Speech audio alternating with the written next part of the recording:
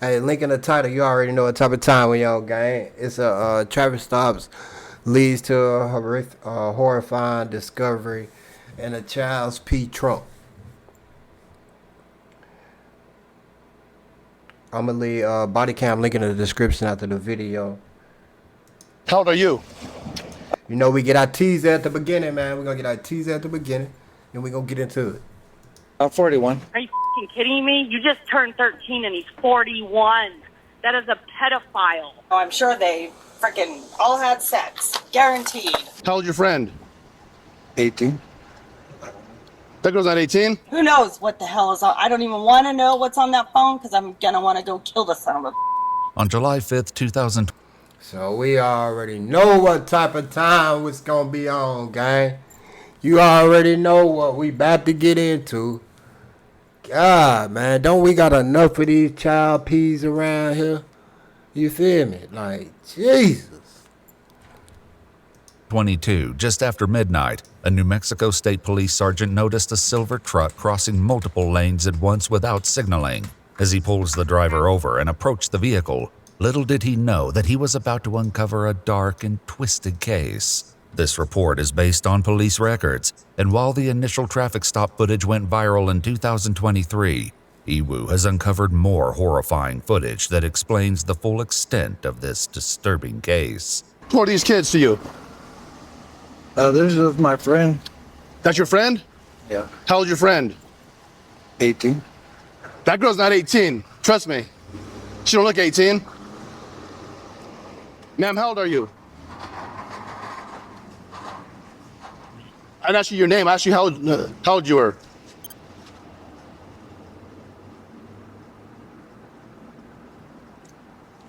Jeremy, turn the car off and come back here and talk to me. All right.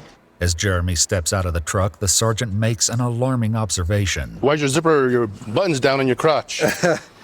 Well, I probably just forgot. I'll button my zipper. Yeah, please button your zipper. Yeah.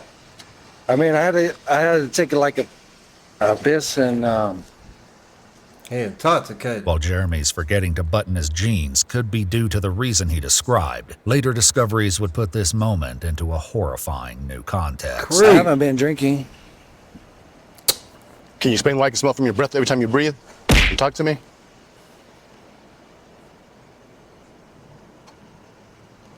What is that?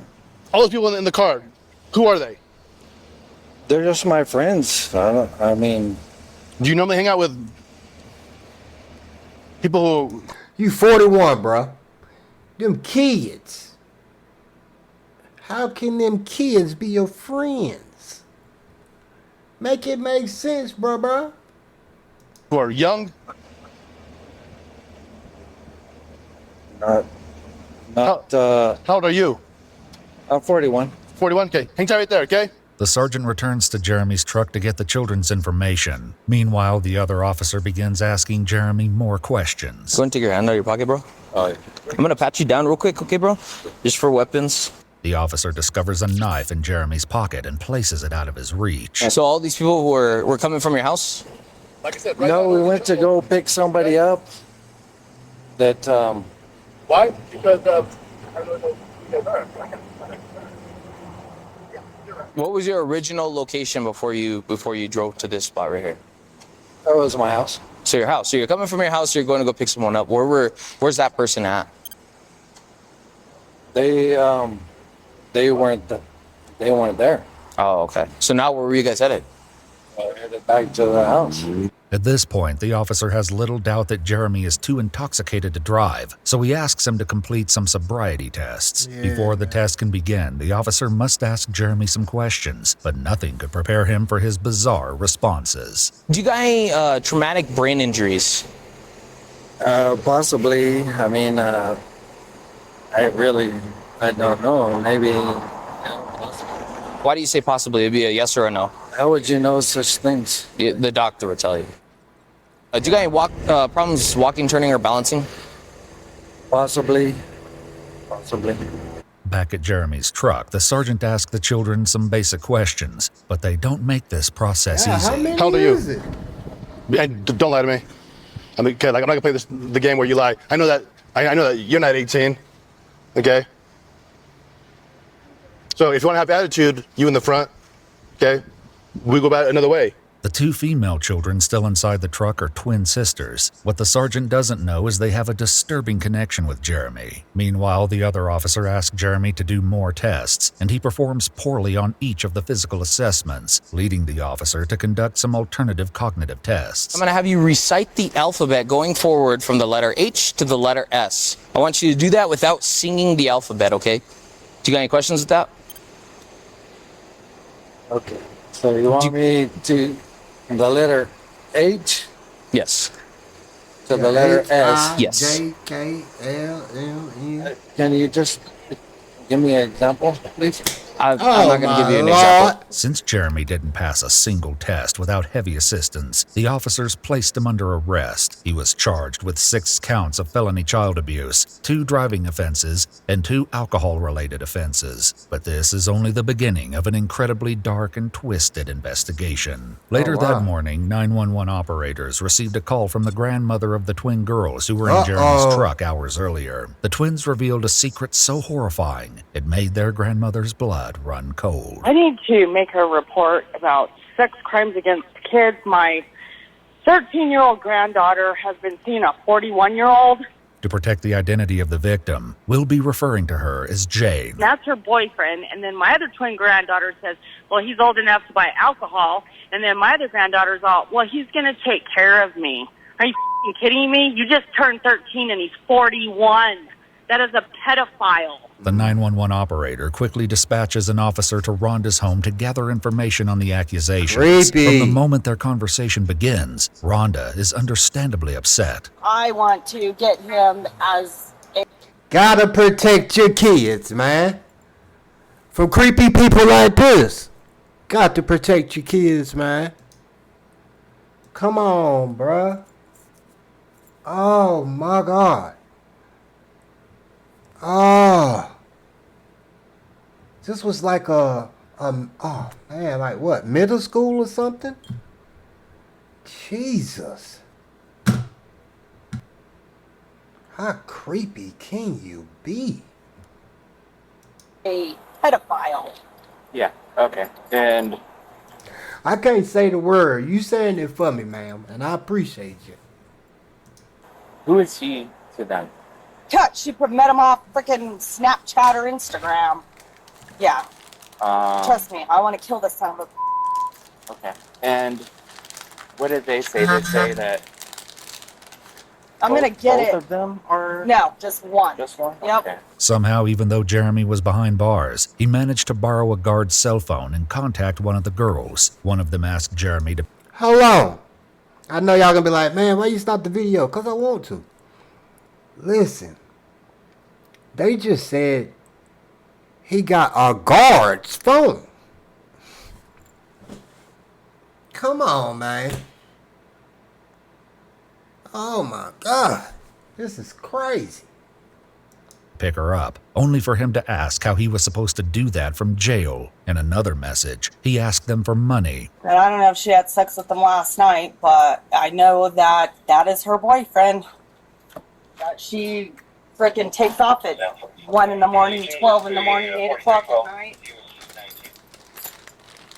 So many. And I tell them, I'm like, do you honestly think a grown man is going to take care of you? Like, they're pedophiles, you idiot. Rhonda explains that her granddaughters, Jane and Jalen, and their two brothers are in the custody of their great-grandfather, Ron Campbell. The children's father had passed away earlier, and their mother lost custody of them due to her incarceration. The twins have a history of behavioral issues, including running away from home frequently. Rhonda believes they'd been with Jeremy during these times. So they met on Snapchat. I'm sure it's Snapchat is or what some I'm assuming. Media. Yes.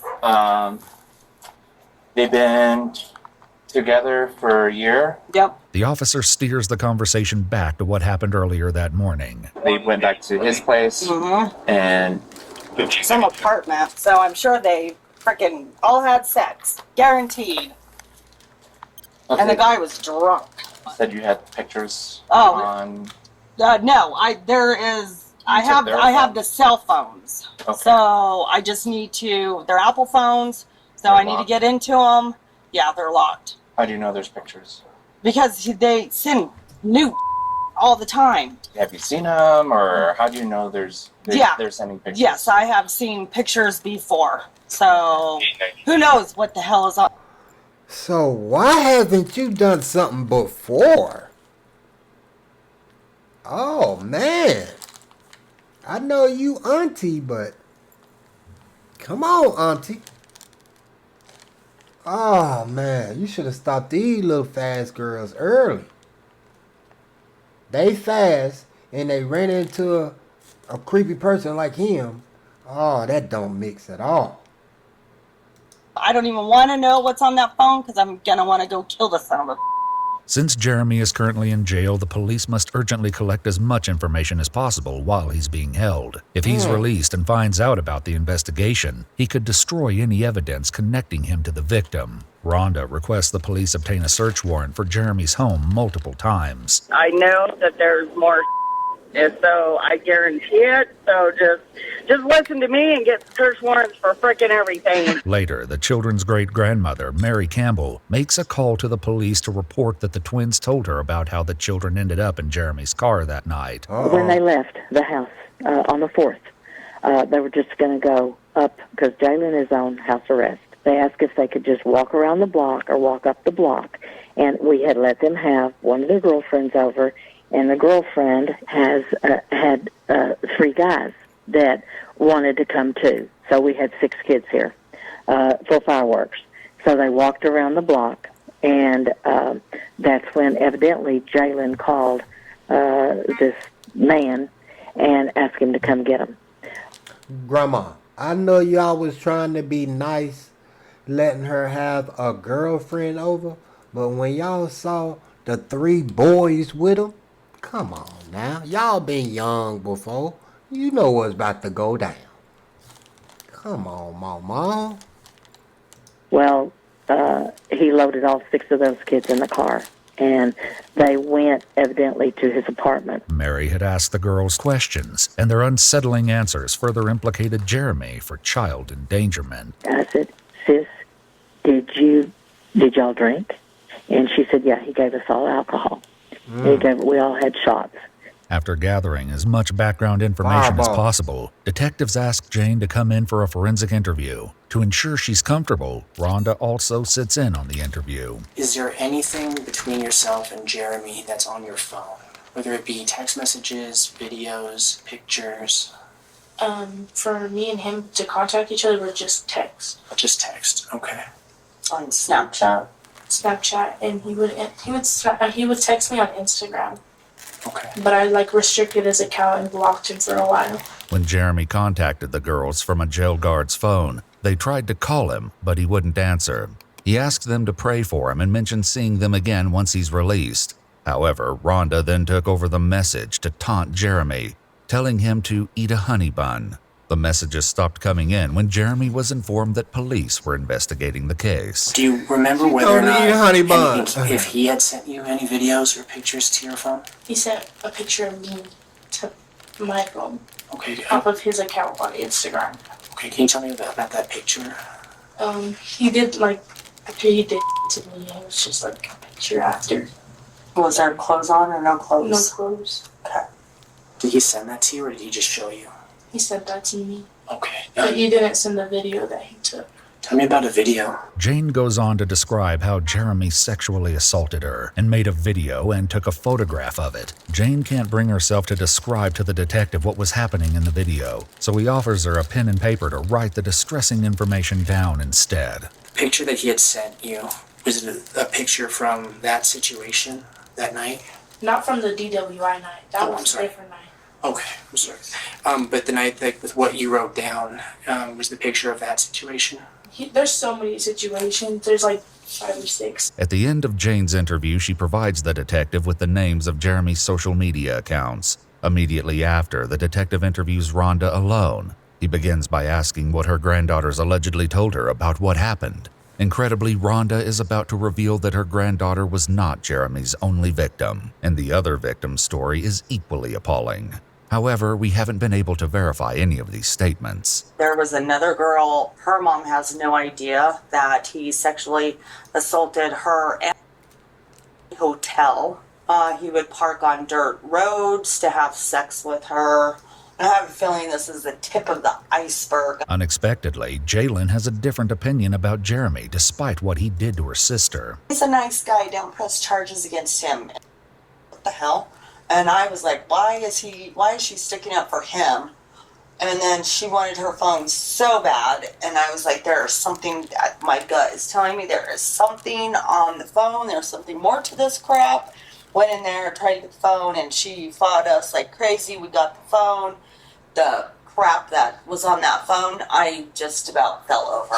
Although the police had Jalen's phone, they were unable to unlock it to access the data. Without this phone, they'd have no physical evidence of the text between Jeremy and the victims. When the detectives asked for Jane and Rhonda's assistance, the pair crafted a plan to get Jalen's password. Yo, I got your phone. What's your password so I can go delete it? What's your password to your phone so I can go delete it? Your phone password.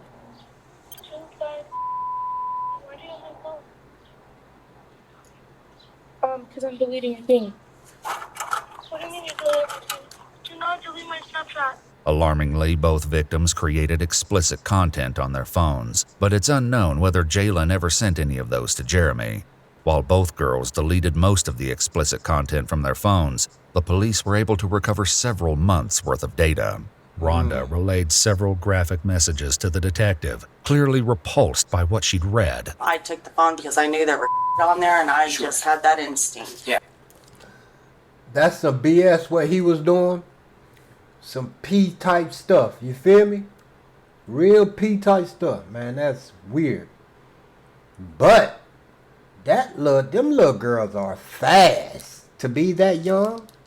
So they had to be seeing this from somewhere. Auntie, mama, somebody. Because they are young and fast. Too fast. Taking pictures and videos and no. Man, they supposed to be thinking and still thinking about baby dolls and stuff. Oh. This is terrible. That don't excuse old buddy, though. Old buddy just a piece of, you know what I mean? It's a piece of toilet paper, man. Oh. They don't give him no excuses because he's 41. Bro, you should know. You should know. If he that desperate, man, go. You know what I mean? But I had no idea what was going to be on that phone. According to the police report, Jeremy sent Jalen dozens of disturbing messages where he propositions her, even after she clearly stated her disinterest. Despite knowing she's a minor, Jeremy offers her a drink, but she refuses, stating that she doesn't want to be addicted to drinking again. In other instances, he repeatedly expressed his love for her, threatened to beat up any boys who flirted with her, and invited her to drink alcohol with him, among other things. Tragically, this was only scratching the surface, as there was one more monumental secret that Jane had hidden from Rhonda. Shockingly, Jane had also become pregnant at 12 with Jeremy's child. It started off those months ago that she was had a miscarriage. She was pregnant. I didn't know that he was in his 40s. She called my daughter Presley, her aunt, and said she thought she was having a miscarriage. It came out. She sent my daughter the picture of the fetus. That was Jeremy's baby. She flushed it down the toilet, and she said she gave herself a miscarriage. And as far as that pregnancy, is there any paperwork from the hospital? Nope, nothing at all. Frightfully, the detective learns there's a chance that pregnancy was not the only one. Last time she had sex with him was about 3 weeks ago. She thinks she could be pregnant again. I bought her 3 pregnancy tests. 2 were negative, 1 might be positive. He used no protection. According to the police report, when Jane's Aunt Presley was interviewed by the detective, she shared that Jane told her the father was a white boy from school. According to Rhonda, neither Jane's mother nor the aunt ever took Jane to the hospital to receive medical care following her miscarriage. While at first Jane told Rhonda that no one else was aware of the pregnancy, she later revealed this was untrue. Jane had told Jeremy, and his reaction was utterly disconcerting. There are messages that he wanted a little girl and he was happy she was pregnant. So you will find that on his phone because he doesn't really. With Jane's testimony and the evidence from her and Jalen's cell phones, the police were able to arrest Jeremy again after he was released from jail for his DWI charge. He declined to answer any questions from the police and asked for a lawyer. In December 2023, Jeremy was convicted of criminal sexual penetration of a child under the age of 13. Why do you older white dudes like kids? Man, this be crazy. And contributing to the delinquency of a minor. On August 5, 2024, he was sentenced to 36 years in prison and will be required to register. Thank God. 36 years and required to register as an ex-offender. Thank God. God, boy.